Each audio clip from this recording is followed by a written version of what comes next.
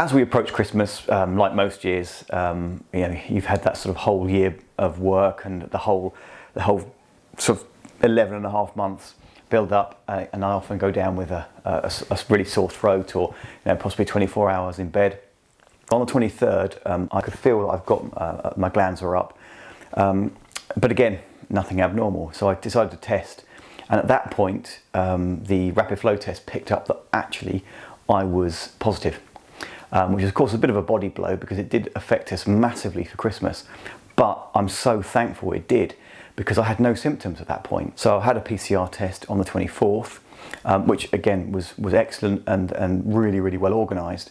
And by the 25th, it had been confirmed through the NHS PCR test that indeed I was positive.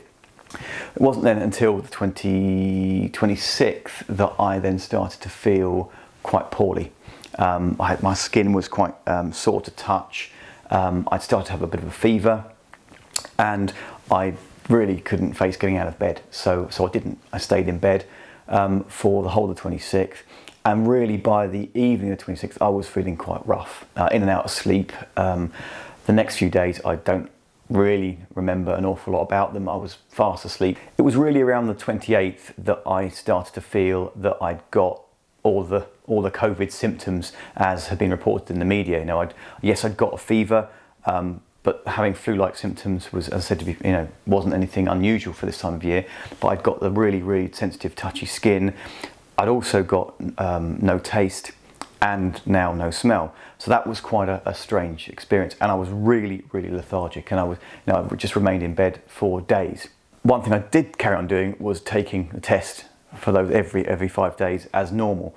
And of course the positive comes back, yep, you're still positive. A few days later, take it again, yep, you're still positive. And actually it's quite concerning, because when you're in the middle of having the virus and you're constantly coming back as positive, you're thinking, is it ever going to end? Well, the good news is it did end, and I got better. And sort of just after the new year, took another test, and it came back negative.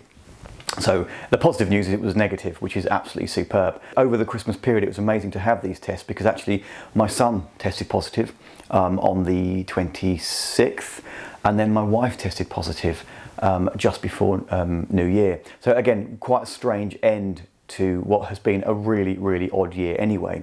Both my son and my wife had PCR tests that both came back positive. So it just confirmed what we already knew to be the case.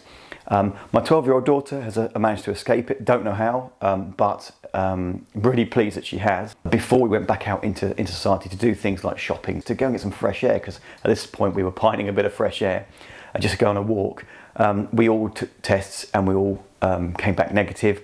And of course that fills you with confidence that actually you're not going to be passing on this virus at that minute in time, at that snapshot, that window of time. You are not contagious, and it's so important to for your own peace of mind, for your own sanity, and because the one thing I don't want to do is pass on a virus to my neighbour, to another person, to my parents, to my grandparents.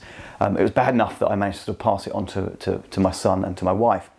For me, the tests have been superb, because what they've done is they've given us an early warning system. Before I had symptoms, before my son had symptoms, before my wife had symptoms, we were able to take tests, and they were coming back as bad news, you're positive.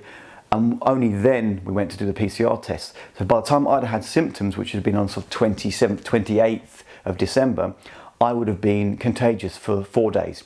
So actually the tests, as I said, an early warning system, enabled us to know in the house we'd got COVID, and therefore for me not to be going out of the house, not to be spreading it, to be confined to my room really. I was confined to my room and to one of the bathrooms, just to make sure that we try to keep the spread of the virus down within our own household. It saved 96 hours of infectious time, which I think was absolutely superb. And I was delighted that the test alerted me to it. Obviously that sinking feeling you get when you have a positive test isn't wonderful, but at least you then know, right, now I've got to deal with it. I've got to take extra precaution. I've got to be really, really careful. And I was so careful not to touch things in the house. I remained almost in solitary confinement in my bedroom. we continue taking tests as a family. We continue to take them on a every sort of 5 or sometimes 6 days, just because it gives us real peace of mind. It just says you're currently not contagious, you're currently not going to pass anything on. Even though I've had the coronavirus now, and I've had COVID-19, I'm still testing just to make sure that I am not passing it on to my parents when I deliver food to them. Again, we social distance, we're making sure that we're following all the parameters, the guidelines, the law. We still need to be able to deliver food to them, but I know I can do it with confidence that when I'm leaving it on their doorstep, I am doing so in a state of negativity. Really pleased that I've been taking these rapid flow tests. They're inexpensive, they're quick, they're accurate, and actually they give me and my family complete peace of mind that we are lessening the risk of passing the virus on and controlling it to the best of our ability. And that's all we can do. And I would highly recommend the tests. They just give us complete peace of mind.